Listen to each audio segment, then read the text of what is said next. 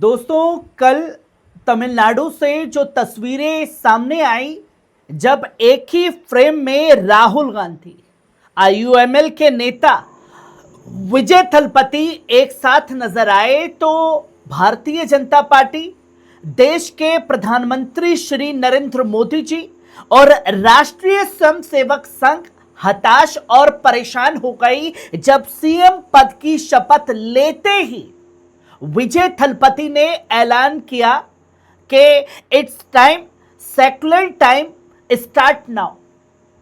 आप सोचिए कि एक सीएम जो खुले तौर पर यह एक मैसेज दे गया अपने शपथ लेते ही कि यहां तमिलनाडु है, यहां नफरत नहीं चलेगी।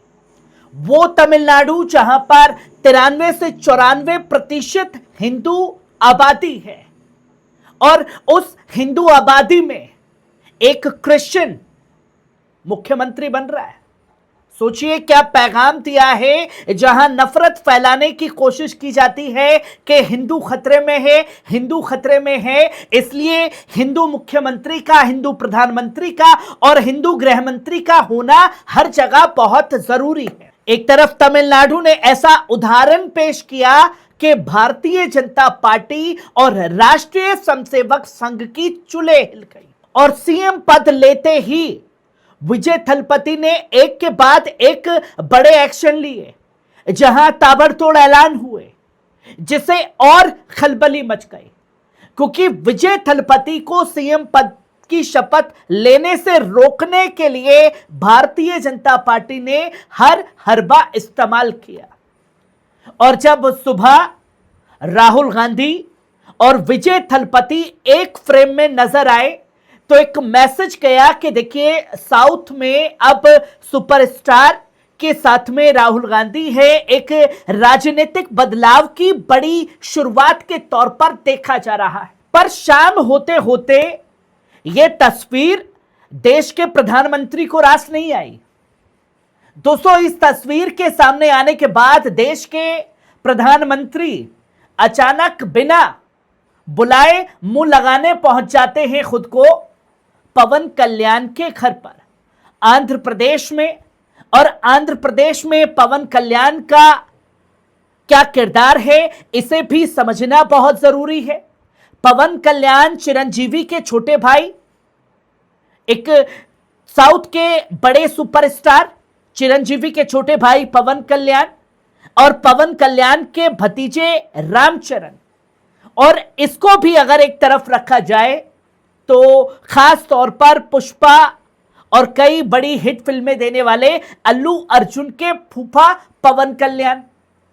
अब जब एक तरफ मैसेज देने की कोशिश की गई कि देखिए, साउथ की बड़ी इंडस्ट्री, साउथ के बड़े सुपरस्टार जो हैं और कांग्रेस एक साथ मिलकर के चल रही है, तो सोचिए कितनी तस्वीर ये नागवार गुजरी राहुल गांधी और विजय थलपति की एक साथ देश के यशस्वी प्रधानमंत्री जी को।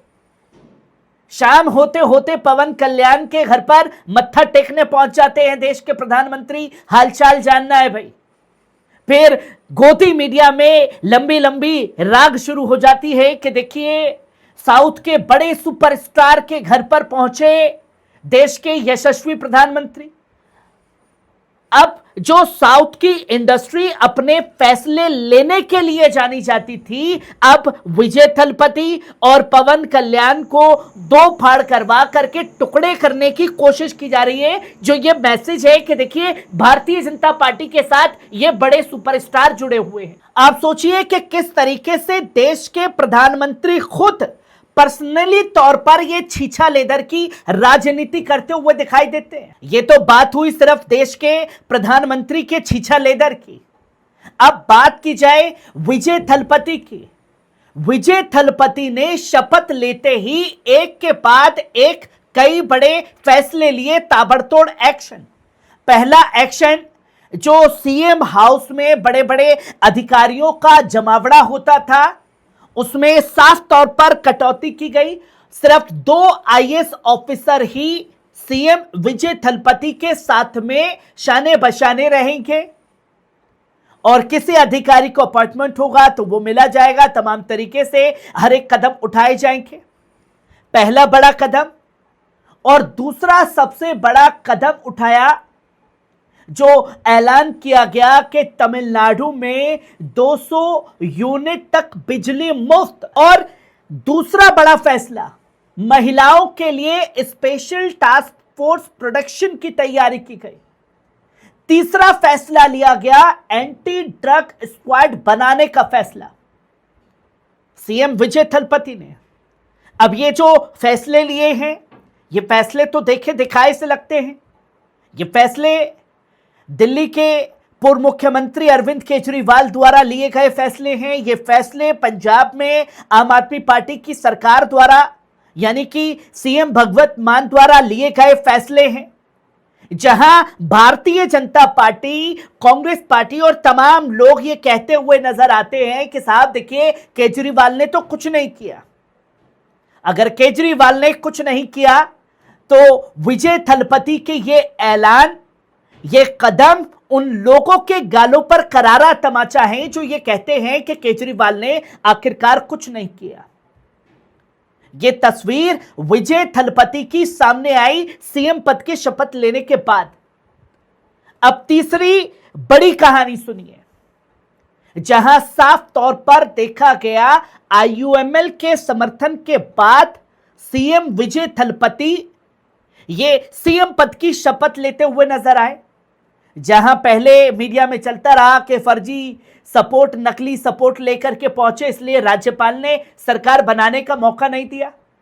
आईयूएमएल के ऐलान के बाद सीटें हो गई 121, जिसके बाद विजय थलपति ने जिन जिन पार्टियों ने समर्थन दिया उन लोगों से खुद जाकर के मुलाकात की और कहा कि आप लोगों को जो भी जिम्मेदारी चाहिए, जिस भी तरीके से चाहिए, आप हमें बताएं, हम मिल करके सरकार को एक साथ चलाएंगे। दोस्तों, जो राजनीतिक पार्टियों ने समर्थन दिया, आईयूएमएल, कांग्रेस, सीपीआई, सीपीआईएम और साथ तौर पर वीसीके, इन तमाम राजनीतिक पार्टियों ने और खासतौर पर आईयूएमएल ने बिना शर्त के ऐलान किया कि ना हमें कोई पद चाहिए, ना कोई लालच है कि बड़ा मंत्रिमंडल मिले या कोई बड़े कदम हम उठाएं या सरकार में बने रहने के लिए ये लालच दिखाएं।